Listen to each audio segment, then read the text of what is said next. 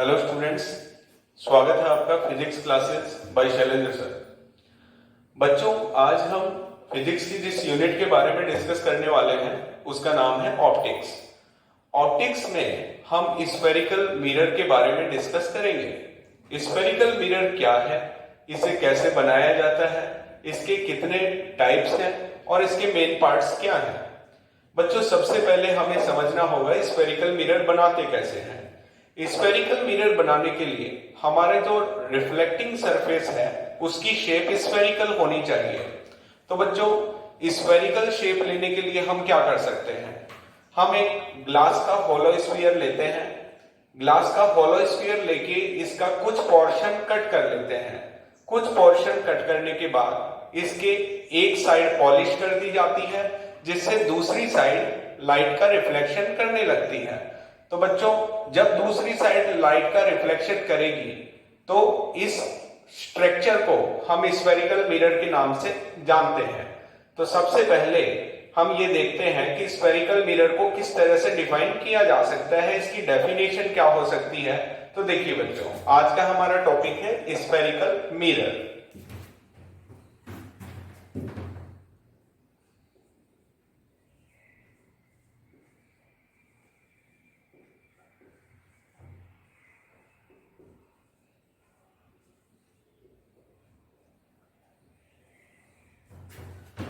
हम ये कह सकते हैं, if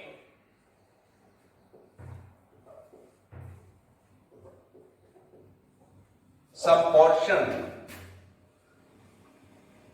of a hollow glass sphere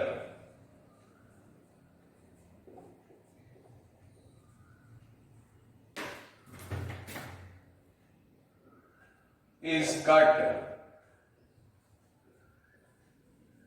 and polished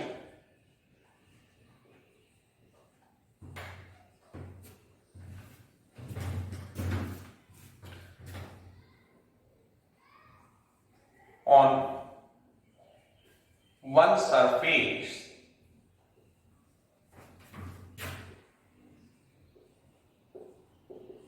and it starts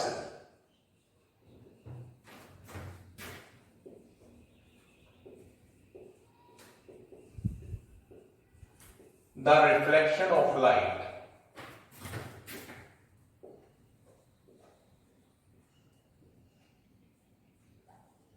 Then it is called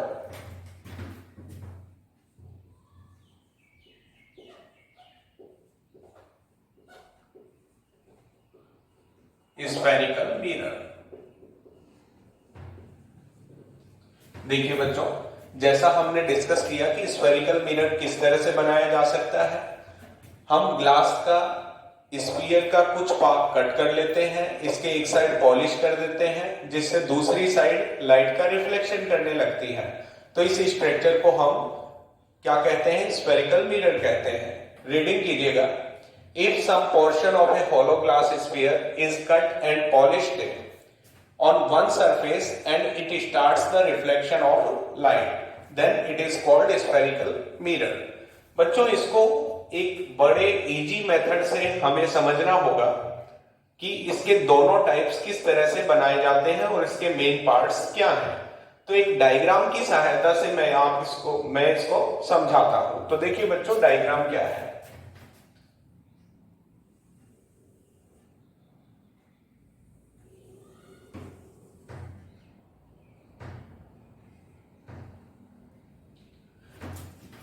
बच्चों, ये हमने एक ग्लास का होलो स्फीयर लिया है।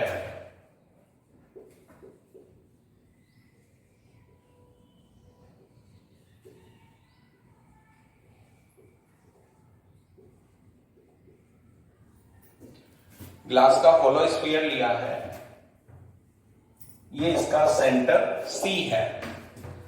बच्चों, मैंने इसके कुछ पोर्शन को इधर से कट किया है और कुछ पोर्शन को इधर से कट कर दिया है।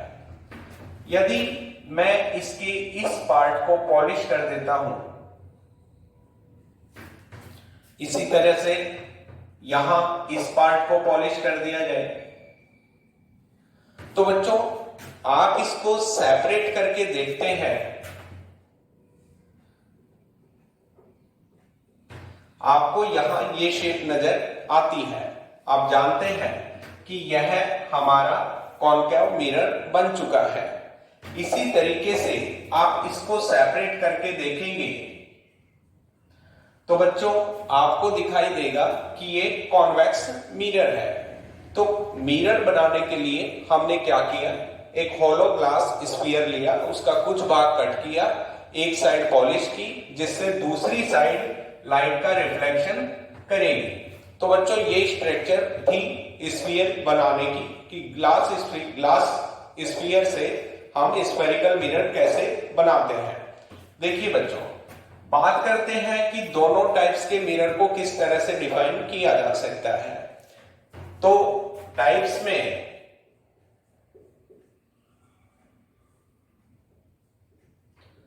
यदि हम कहें कि कॉनकेव मिरर की डेफिनेशन क्या है,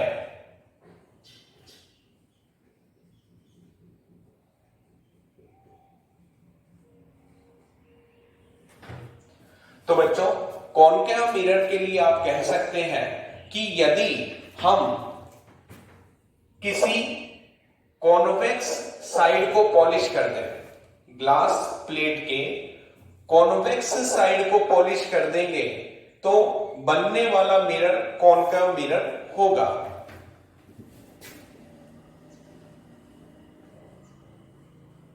When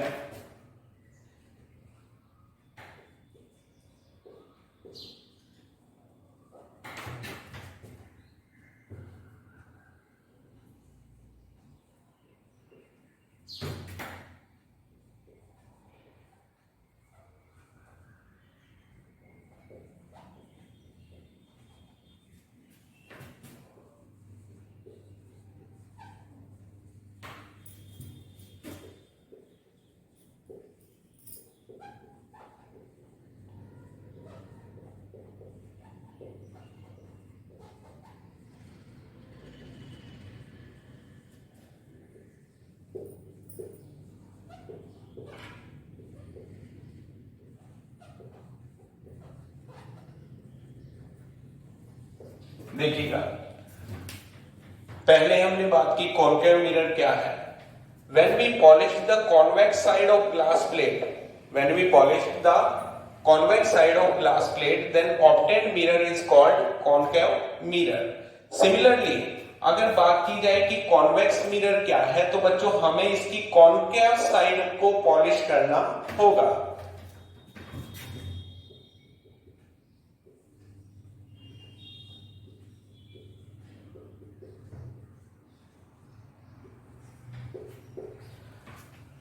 हम ये कह सकते हैं when we polish the concave side, convex में हम किसको पॉलिश करेंगे, कॉनकेव साइड को।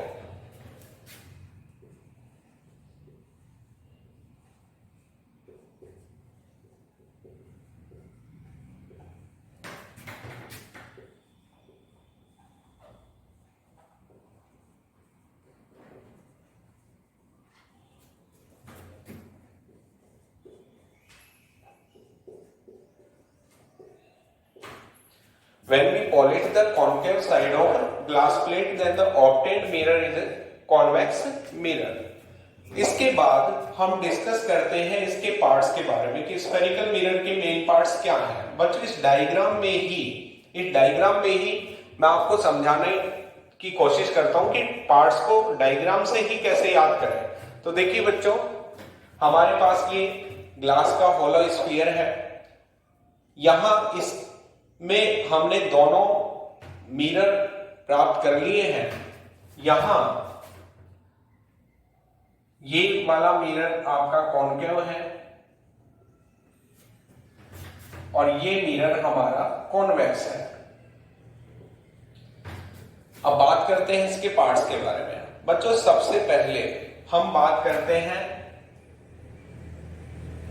मिरर के मिड पॉइंट के बारे में कि मिरर का मिड पॉइंट जो है उसे क्या कहते हैं। बच्चों मिरर के मिड पॉइंट को हम P से डिनोट करते हैं और इसे पोल कहते हैं। हम दोनों साइड इसके पोल को शो कर सकते हैं। इसके बाद हम सेंटर ऑफ कर्वेचर यानी कि C के बारे में बात करते हैं। तो जिस हॉलो स्फीयर को कट करके आपने मिरर का निर्माण किया है या उसे कंस्ट्रक्ट किया है बच्चों, उसका centre he centre of curvature है जिसे C से डिनोट करते हैं। इसके बाद बारी आती है रेडियस ऑफ कर्वेचर की। तो बच्चों C से आप P को मिला दीजिए, तो C से P को मिला देंगे तो बच्चों इसे हम कहते हैं रेडियस ऑफ कर्वेचर। आप इसे इस साइड भी डिफाइन कर सकते हैं। ये आपकी कॉन्वेक्स मिरर की रेडियस ऑफ कर्वेचर कहलाएगी। इसके बाद आती है बात मेन फोकस की। प्रिंसिपल फोकस क्या है बच्चों? रेडियस का मिड पॉइंट ही आपका फोकस पॉइंट है, इसे कैपिटल F से डिनोट करते हैं। इसके बाद बारी आती है फोकल लेंथ की। तो बच्चों फोकस और पोल के बीच की डिस्टेंस को हम फोकल लेंथ कहते हैं। The distance between F and P is called focal length. हम इसे इस साइड भी डिनोट कर सकते हैं। ये इसका मेन फोकस हो गया और ये इसकी फोकल लेंथ हो गई। इसके बाद बारी आती है प्रिंसिपल एक्सिस की। प्रिंसिपल एक्सिस क्या है बच्चों? प्रिंसिपल एक्सिस का मतलब है वो स्ट्रेट लाइन जिस पे मिरर के सेंटर ऑफ कर्वेचर पोल लाई करते हैं या उस पर स्थित होते हैं, उस स्ट्रेट लाइन को हम प्रिंसिपल एक्सिस कहते हैं। फिर बारी आती है एपर्चर की। एपर्चर क्या है बच्चों? आपका जो स्फेरिकल मिरर है उसका इफेक्टिव डायामीटर, हमारा स्फेरिकल मिरर का इफेक्टिव डायामीटर ही क्या है? अपर्चर है। डायग्राम में इसे मैंने ml से शो किया है। तो अब हम डिस्कस करते हैं इनकी डेफिनेशन पर। तो डेफिनेशन पे आते हैं parts.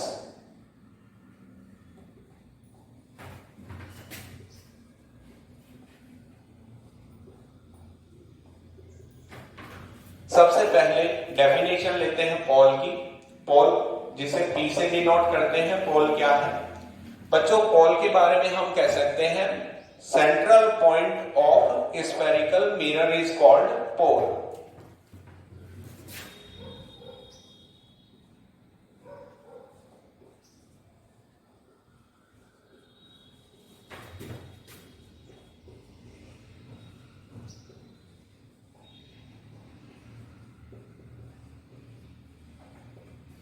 Central point of spherical mirror is called pole. It is denoted by P.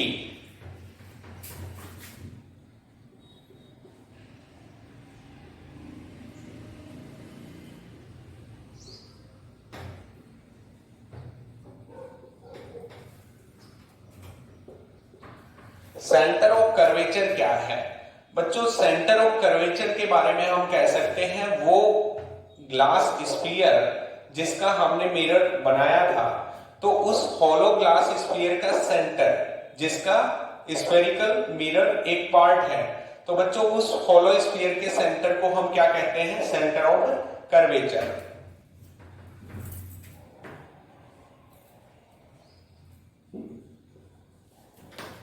Centre of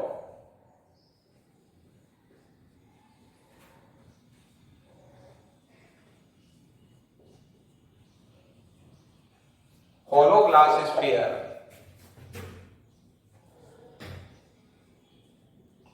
of which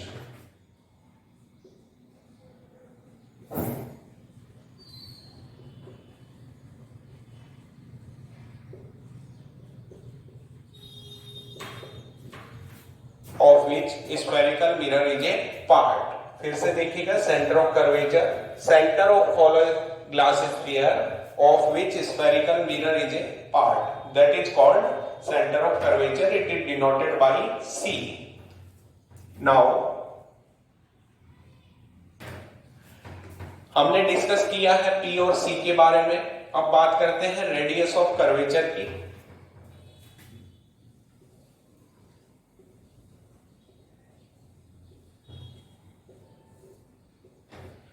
बच्चों, रेडियस ऑफ कर्वेचर के बारे में हम ये कह सकते हैं कि distance between C and P, C और P के बीच की distance he radius of curvature कहलाती है।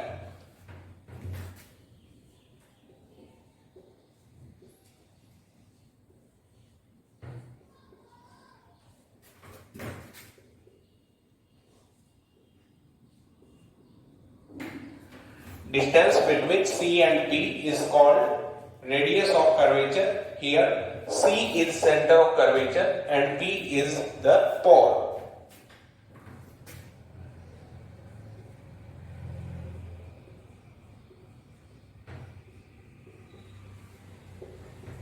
Now what is focus?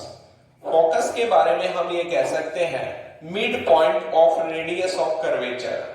जो रेडियस ऑफ कर्वेचर का मिड पॉइंट है वही फोकस है।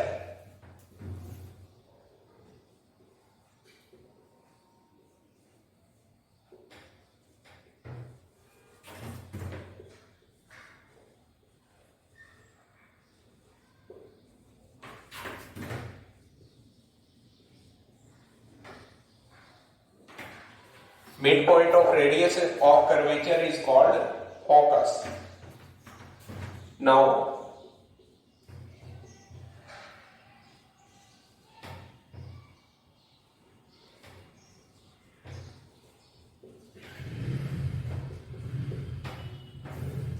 focal length. What is focal length? Focal length के बारे में हम कह सकते हैं distance between F and P. Distance between capital F and small p. It is called focal length.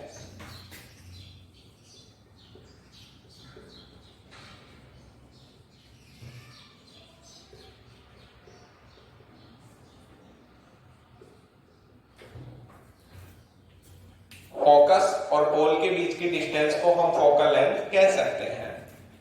Now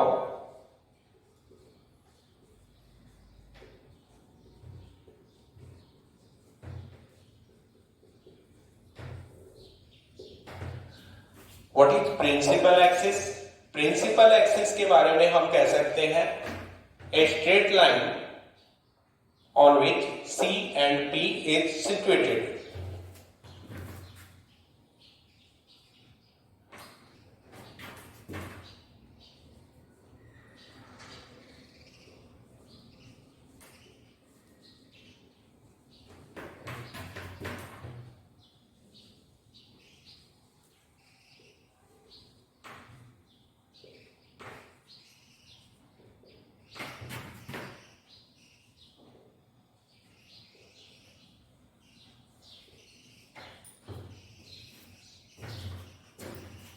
last में हम डिस्कस करते हैं अपर्चर क्या है।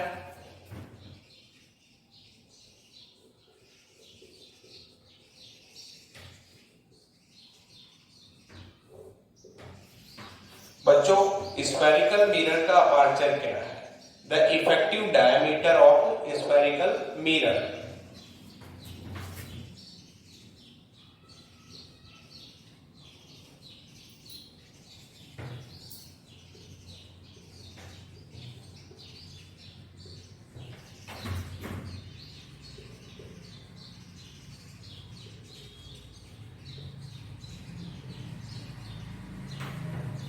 The effective diameter of spherical mirror is called aperture of spherical mirror.